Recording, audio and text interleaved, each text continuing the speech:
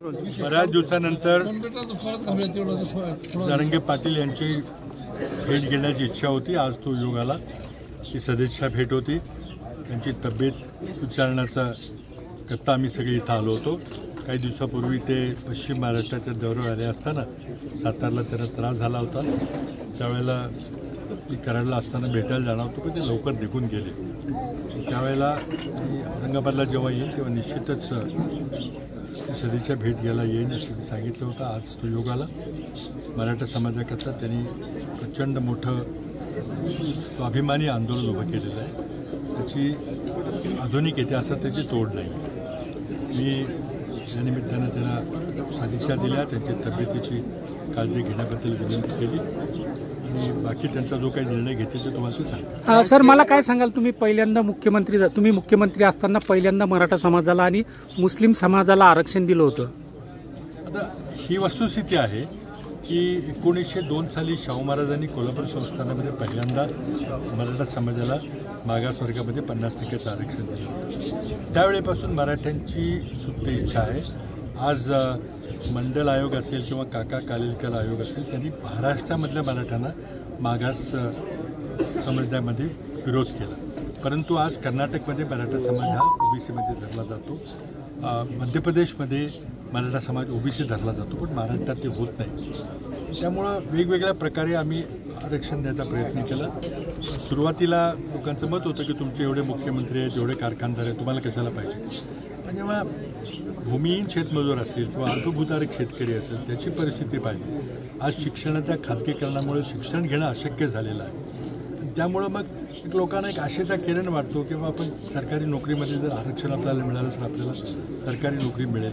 पण तो महत्त्वाचा निर्णय सरकारला घ्यावा लागेल आणि हा सगळा विचार करून मी मुख्यमंत्री असताना 2010 ते 2014च्या कालखंडामध्ये आम्ही जी तांत्रिक अडचण होती त्या अडचणीवर मार्ग काढून आम्ही जुलै 2014मध्ये मराठा समाजाला 16% आरक्षण दिलं होतं। कायद्यामध्ये तरतूद आहे की जो राज्यातला मागासवर्गीय आयोग आहे त्या आयोगानं मोजणी केली पाहिजे आणि वस्तुस्थिती शोधली पाहिजे। पण आम्ही जेव्हा तत्कालीन मागासवर्गीय आयोगाचे अध्यक्ष न्यायमूर्ती बापट यांना विनंती केली की आपण ही संख्यात्मक माहिती घ्या आणि सरकारी नोकऱ्यामध्ये शिक्षणामध्ये मराठा समाजाची काय परिस्थिती आहे, तेव्हा त्यांनी ते करायला नकार दिला।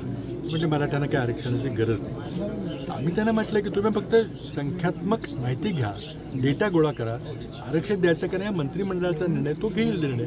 त्यांनी ते न केल्यामुळं मग आम्ही मंत्रिमंडळाची एक उपसमिती नेमली। त्यांनी वर्षभर अभ्यास करून माहिती दिली। माहिती बरोबर आहे, खोटी नाही आहे। आणि त्या माहितीच्या आधारावर आम्ही जुलै 2014मध्ये अध्यादेश काढून आरक्षण दिलं होतं। त्यामुळे मला वाटलं ती योग्य भूमिका होती। आता ते आमचं लगेच सरकार गेलं, पण देवेंद्र फडणवीसांचं सरकार आलं, त्यांनी ते काही टिकवलं नाही, म्हणून तो लढा चालू आहे। मला एक समाधान आहे की या लढ्याला महाराष्ट्र राज्याची निर्मिती झाल्यानंतर पहिल्यांदा जर कोणी वाचा फोडली असेल तर ते आमच्या आघाडी सरकारने फोडली। पवारसाहेब होते, बरेच मंडळ होते, आत्ता जे मंत्री तिकडे जाऊन बसले ते पण होते।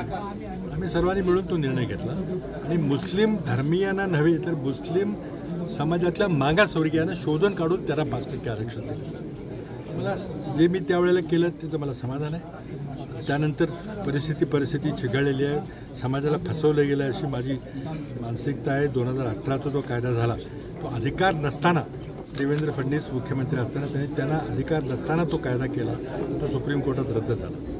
त्यामुळे आता हे आंदोलनाचा मार्ग आहे। जरांगे पाटलांनी प्रचंड मोठं आंदोलन, ऐतिहासिक आंदोलन उभं केलं आहे आणि ते सेल्फलेस आंदोलन, स्वतःच्या हिताकरता स्वार्थाकरता कुठं काही पद मिळावं, काही बोर्ड मिळावं, कमिटी मिळावी, आमदार खासदार म्हणून नव्हे, म्हणून लोक इतक्या मोठ्या संख्येने तिथं मागोवे